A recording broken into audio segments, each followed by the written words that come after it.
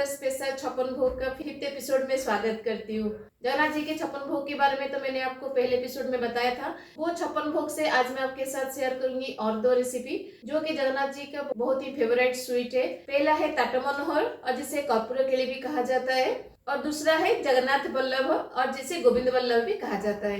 ये दोनों sweet recipe है जो कि जगन्नाथ जी के छप्पन भोग में इंक्लूड है। ये जो ताटम मनोहर और कर्पूर केली है, ये जगन्नाथ जी को चंदन यात्रा के समय में भोग लगाया जाता है, और जो जगन्नाथ वल्लभ मिठाई है वो जगन्नाथ जी को मध्याह्न भोग में लगाया जाता है। ये दोनों मिठाई जगन्नाथ जी को बहुत पसंद है। फुल ट्रेडिशनल मेथड में जगन्नाथ जी के लिए कैसे ये दोनों मिठाई बनाया जाता है मैं आपको बताऊंगी। तो चलिए फिर बनाते हैं ताटम मनोहर और कर्पूर केली और उसके साथ जगन्नाथ वल्लभ। तो पहले हम ताटम मनोहर बनाएंगे, फिर उसके बाद जगन्नाथ वल्लभ बनाएंगे। तो चलिए फिर बनाते हैं। ताटम मनोहर और कर्पूर केली बनाने के लिए मैंने यहाँ पे लिया है 2 कप आटा। अब जितना आटा आप लेंगे उसका आप लेंगे छेना। तो दूध को फाड़ के मैंने घर पर ही छेना बनाया है। छेना कैसे बनाते हैं मैंने आपको बहुत सारे वीडियो में दिखा चुकी हूँ। और उसके साथ मैंने यहाँ पे लिया है गुड़। आप चाहे तो चीनी डाल के भी बना सकते हैं, लेकिन मंदिर में गुड़ डाल के बनाया जाता है, तो इसलिए मैंने यहाँ पे गुड़ लिया है। जितना स्वीट आप खाएंगे उसके हिसाब से गुड़ और चीनी डालिएगा। अगर आप चीनी डाल के बना रहे हैं तो चीनी को पाउडर बना लीजिएगा। और उसके साथ मैं यहाँ पे डालूंगी 2 टेबलस्पून अरारोट पाउडर, जिसे हम उड़िया में पालुओ बोलते हैं। अगर आपको मिलता है तो डालिएगा, नहीं तो बिना अरारोट पाउडर के भी बहुत लोग ये बनाते हैं, लेकिन मंदिर में थोड़ा सा अरारोट पाउडर डलता है। और उसके साथ मसाला के लिए मैंने यहाँ पे लिया है 1 टीस्पून ब्लैक पेपर, 2 बड़ी इलायची और छोटा सा टुकड़ा कपूर। तो कपूर, ब्लैक पेपर और बड़ी इलायची को मिलाकर हम इसका एक पाउडर बनाएंगे। और उसके साथ इसमें मैं डालूंगी थोड़ा सा घी और थोड़ा सा नमक। इन चीजों को लेकर हम पहले एक डो बनाएंगे, फिर उसके बाद हम अगला प्रोसेस स्टार्ट करेंगे। तो देखिए मैंने यहाँ पे ब्लैक पेपर, बड़ी इलायची और कपूर का एक पाउडर बना लिया है। चलिए अब आटा को गूंथते हैं।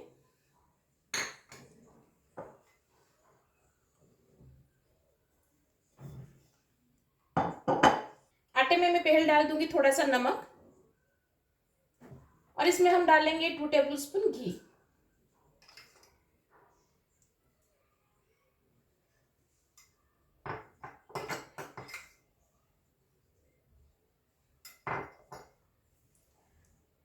अरारोट पाउडर को हम डाल देंगे इसमें, और उसके साथ हम डाल देंगे सारा छेना।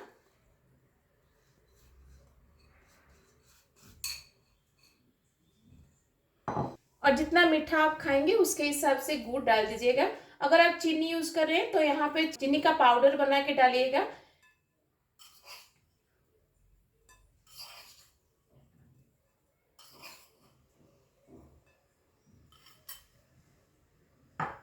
अब इन सबको हम आटे में अच्छे से मिक्स कर देंगे। पहले पानी डाल के इसको मिक्स बिल्कुल मत करिएगा। सारे इंग्रेडिएंट को पहले मिक्स कर लीजिएगा, क्योंकि गुड़ से पानी निकलेगा, छेना से पानी निकलेगा, और हमने घी भी डाला है। तो इन सबको मिक्स करने के बाद अगर पानी की जरूरत पड़ती है फिर जाके पानी डालिएगा, नहीं तो पानी पहले मत डालिएगा। तो पहले हम सारी चीज़ों को अच्छे से मिक्स कर लेंगे। तो देखिए मैंने सारी चीज़ों को अच्छे से मिक्स कर दिया है, लेकिन आप देख सकते हैं अभी इसमें थोड़ा सा पानी की ज़रूरत है। तो मैंने यहाँ पे छेना को जब फाड़ा था उसका पानी मैंने बचा के रखा था। अगर आप बचा के रखते हैं तो उसको यूज़ करके इसको नीड करिएगा। अगर आपके पास छेना का पानी नहीं है तो नॉर्मल पानी से भी आप नीड कर सकते हैं, लेकिन एट ए टाइम पानी मत डाल दीजिएगा। थोड़ा थोड़ा पानी इसमें स्प्रिंकल करके इसको बुनिएगा, क्योंकि हमें एक सॉफ्ट आटा लगाना है, इसलिए थोड़ा थोड़ा पानी ऐड करके इसको मिक्स करिएगा। अच्छे से नीड हो सके इसलिए मैं इसको एक प्लेट में निकाल दूंगी। अब इसमें मैं डालूंगी मसाला पाउडर जो हमने बना के रखा है। सारा मसाला पाउडर मत डालिएगा, 2/3 इसमें डाल दीजिएगा, क्योंकि हमें थोड़ा सा मसाला पाउडर दूध में भी डालना है, इसलिए मैं यहाँ पे 2/3 मसाला पाउडर डाल दूंगी। बाकी के सारे इंग्रेडिएंट को मसाला पाउडर के साथ हम अच्छे से मिक्स कर देंगे। तो हमारा आटा भी अच्छे से नीड हो गया है। तो अब इसको हम थोड़ा सा रेस्ट देंगे। तो इसको मैं 5 से 10 मिनट के लिए रेस्ट दे दूंगी। जब तक ये रेस्ट ले रहा है चलिए हम घी को गर्म करते हैं। जगन्नाथ मंदिर में हर चीज़ घी में ही बनता है, तो इसलिए मैं इसको घी में ही फ्राई करूंगी। आप चाहे तो तेल में भी फ्राई कर सकते हैं। घी के साथ मैं यहाँ पे दूध को भी गर्म कर दूंगी। तो मैंने यहाँ पे 1 लीटर दूध लिया है। तो इसके अंदर हम जो बॉल बनाएंगे आटे का उसको हम डाल के उसको सॉफ्ट करेंगे।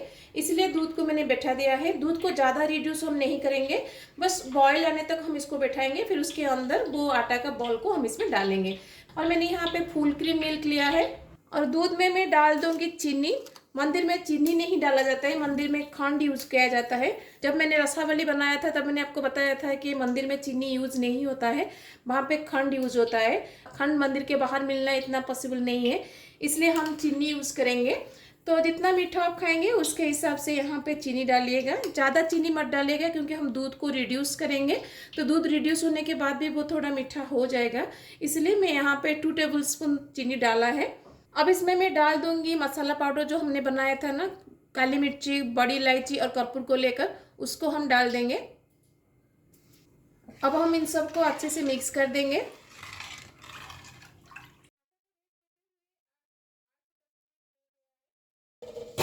अब इसका हम बॉल बनाएंगे। सो छोटा छोटा बॉल बनाइएगा। तो देखिए ऐसे ही छोटा छोटा बॉल बनाइएगा, सारे आटा का ऐसे ही हम बॉल बना लेंगे। तो देखिए मैंने यहाँ पे 12 बॉल बना लिया है। पहले हम इसको फ्राई कर लेंगे, बाद में बाकी का बॉल बना के मैं फ्राई करूंगी। तो इसलिए मैं इसको अभी घी में डाल दूंगी। तो घी को हम यहाँ पे ज़्यादा गर्म नहीं करेंगे, यहाँ पे थोड़ा सा गर्म इसको हम करेंगे। एक बॉल डाल के मैं आपको दिखाती हूँ। देखिए अगर इससे ही थोड़ा थोड़ा बबल ऊपर आता है और बॉल ऊपर नहीं आता है, इसका मतलब है घी का टेम्परेचर हमारा परफेक्ट है। अगर बॉल ऊपर आ जाता है तो इसका मतलब है घी गर्म हो गया है। इसलिए गैस को बंद करके पहले घी को ठंडा कर लीजिएगा, फिर उसके बाद उसमें बॉल डालिएगा। लेकिन अभी आप देख सकते हैं बॉल ऊपर नहीं आ रहा है, इसका मतलब है हमारा घी का टेम्परेचर अभी परफेक्ट है। तो इस स्टेज पर मैं सारे बॉल को इसके अंदर डाल दूंगी। और गैस के फ्लेम को यहाँ पे लो रखिएगा, हाई बिल्कुल मत करिएगा। लो फ्लेम पर ही हम इसको 7 से 8 मिनट के लिए फ्राई करेंगे।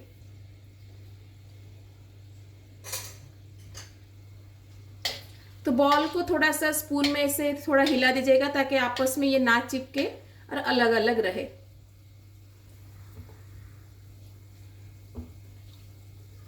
तो देखिए मैंने जितना बॉल बनाया था उसको घी में डाल दिया है और घी का टेम्परेचर अभी बहुत कम है, ज़्यादा नहीं है। 6 से 7 मिनट के लिए हम इसको लो फ्लेम पर फ्राई करेंगे। सारे आटे के बॉल्स कितने अच्छे से फ्राई हो चुके हैं, इसको और थोड़ा सा हम फ्राई करेंगे। सो दूध में भी अभी बॉयल आ गया है, तो इस स्टेज पर गैस को स्लो कर दीजिएगा क्योंकि इस बॉल को हम दूध के अंदर डालेंगे, फिर उसके बाद हम इसको रिड्यूस करेंगे। अगर आप पहले से रिड्यूस करके बाद में बॉल डालेंगे तो बॉल के अंदर मिल्क नहीं जा पाएगा, इसलिए बॉल डाल देने के बाद इसको थोड़ा टाइम बॉईल करेंगे, फिर उसके बाद हम मिल्क को रिड्यूस करेंगे। तो सारे बॉल को हम निकाल के दूध में डाल देंगे। ऐसे गर्म ही डालिएगा ताकि ये अच्छे से मिल्क को ऑब्जर्व कर सके। अगर ठंडा करके आप दूध में डालेंगे तो वो मिल्क ऑब्जर्व नहीं करेगा, इसलिए ऐसे गर्म कंडीशन में ही इसको दूध में डालिएगा।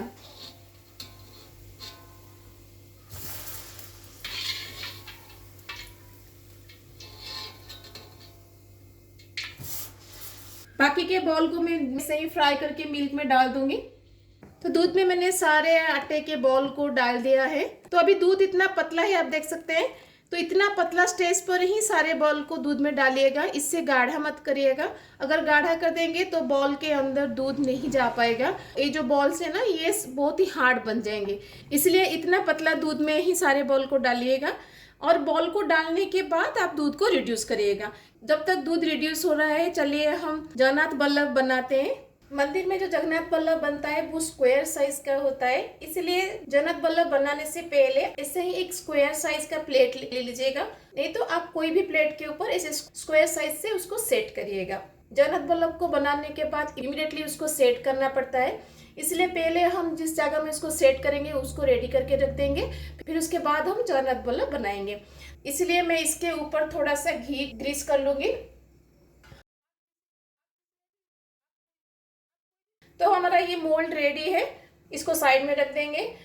और जगन्नाथ बल्लभ के लिए हम एक मसाला को रेडी करेंगे, जिसके लिए मैंने यहाँ पे लिया है 1/2 teaspoon black pepper, 2 black cardamom, और यहाँ पे मैंने लिया है 5 से 6 लौंग और 1/4 जायफल। ज़्यादा जायफल मत लीजिएगा क्योंकि जायफल का जो अरोमा है बहुत स्ट्रांग होता है। तो इन सब का हम एक पाउडर बना लेंगे। जगन्नाथ बल्लभ बनाने के लिए कढ़ाई में मैं लूँगी 1 कप आटा, और उसके साथ हम लेंगे हाफ कप घी। जितना आटा लेंगे उसका हाफ घी लीजिएगा। घी और आटा को हम अच्छे से रोस्ट करेंगे। लो फ्लेम पर ही आटा को घी के साथ रोस्ट करिएगा जब तक आटा का एक अच्छा अरोमा इसमें से रिलीज नहीं होता। तो आटा हमारा अभी रोस्ट हो गया है। इसमें से बहुत ही ऑथेंटिक अरोमा रिलीज हो रहा है। जब इससे अरोमा रिलीज होगा आटा से तो पता चल जाएगा कि आटा हमारा अच्छे से रोस्ट हो गया है। तो इतना स्टेज तक आटा को रोस्ट करिएगा। तो लो फ्लेम पर मैंने इसको 7 से 8 मिनट के लिए रोस्ट किया है। अब इसको हम निकाल देंगे। आप देख सकते हैं मिल्क हमारा कम्प्लीटली बहुत ज़्यादा रिड्यूस अभी हो गया है। इतना स्टेज तक ही हम इसको पकाएंगे। अब मैं गैस को बंद कर दूंगी और इसको ठंडा होने के लिए छोड़ दूंगी। मिनिमम 5 से 6 घंटा इसको छोड़ दीजिएगा। 5 से 6 घंटा पहले उसको निकाल के भोग मत लगाइएगा या फिर सर्व मत करिएगा। 5 से 6 घंटे के बाद इसको भोग लगा कर फिर सर्व करिएगा। अब इसको मैं गैस के ऊपर से निकाल दूंगी। अब सेम कढ़ाई में मैं लूँगी हाफ कप ऑफ चीनी। 1 कप आटा के लिए हाफ कप चीनी परफेक्ट मेजरमेंट है। अब इसमें मैं डाल दूंगी 1/4 कप ऑफ पानी। जितना चीनी उसका आधा पानी।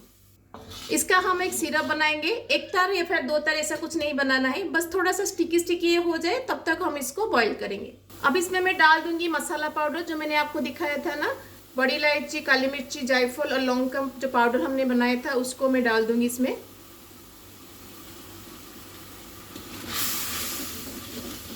तो शुगर सिरप अब हमारा हो गया है। देखिए मैं आपको दिखाती हूँ। अभी ऐसे ही एक तार नहीं बनता है, लेकिन ऐसे थोड़ा टूट टूट कर एक तार बनता है। इतना कंडीशन तक हम इस सिरप को बनाएंगे। अब मैं आटा को डाल दूंगी इसमें।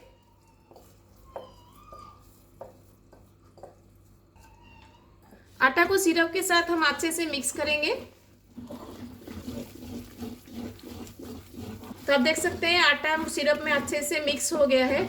बस इतना स्टेज तक हम इसको पकाएंगे, नहीं तो अगर ज़्यादा टाइम आप पका देंगे तो ये हार्ड हो जाएगा। इसलिए इतना स्टेज तक आप पकाइएगा। अब मैं गैस को बंद कर दूंगी और इसको हम गैस के ऊपर से निकाल देंगे। प्लेट में निकाल देंगे जिसमें हमने घी ग्रीस किया था। तो ऐसे ही गर्म कंडीशन में ही हम इसको कट लगा देंगे, क्योंकि ठंडा होने के बाद जब आप कट लगाएंगे तो ये साइड से टूट जाएगा। इसलिए ऐसे ही गर्म कंडीशन में ही इसको कट लगा दीजिएगा।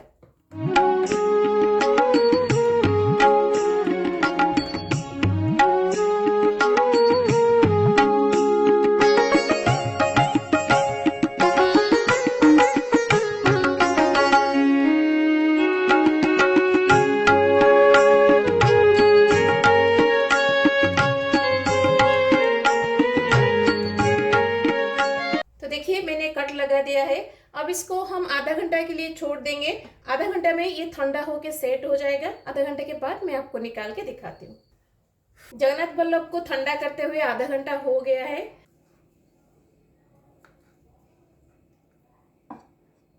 तो देखिए कितना अच्छे से ये बना है, कितना आसानी से ये मोल्ड से निकल गया। एक मैं तोड़ के आपको दिखाती हूँ। कितना सॉफ्ट है, आप देख सकते हैं कितना आसानी से ये टूट जाता है। इसमें बहुत ही अच्छा सा घी का और जो मसाला हमने डाला है उसका अच्छा सा अरोमा आ रहा है। तो सारे पीसेस को हम मोल्ड से निकाल देंगे।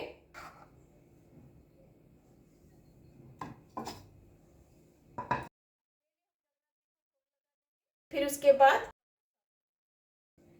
तो देखिए कितना सुंदर बना है। बिल्कुल मंदिर में मिलने वाला जगन्नाथ बल्लभ जैसा दिख रहा है। तो चलिए पहले हम जगन्नाथ जी को भोग लगा देते हैं, फिर उसके बाद मैं आपको दिखाती हूँ। तो देखिए टाटा मनोहर और कर्पूर केली भी हमारा ठंडा होकर कितना अच्छे से सेट हो गया है। इसको भी हम जगन्नाथ जी के पास भोग लगा देंगे, फिर उसके बाद मैं आपको दिखाती हूँ।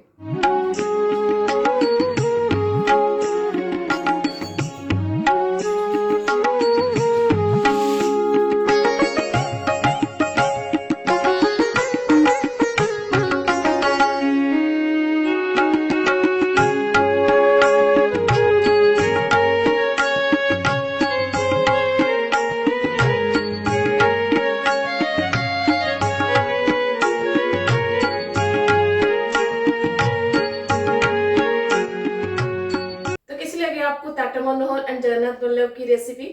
ये दोनों बहुत ही टेस्टी लगता है और दोनों जगन्नाथ जी के बहुत फेवरेट है, इसलिए ये दोनों 56 भोग में इंक्लूड है। रथयात्रा में आप जगन्नाथ जी को ये दोनों प्रसाद बना के जरूर प्रसाद लगाइएगा। प्रसाद लगाने के बाद उसको चख कर बताइएगा कैसा लगा आपको। अगर अच्छी लगेगी तो अपने फ्रेंड्स और फैमिली के साथ इसे जरूर शेयर कीजिएगा। अगर मेरे चैनल में नए हैं तो प्लीज सब्सक्राइब जरूर कीजिएगा। तो मिलते हैं और रेसिपी के साथ। Till then bye bye, see you, have a good day. जय जगन्नाथ।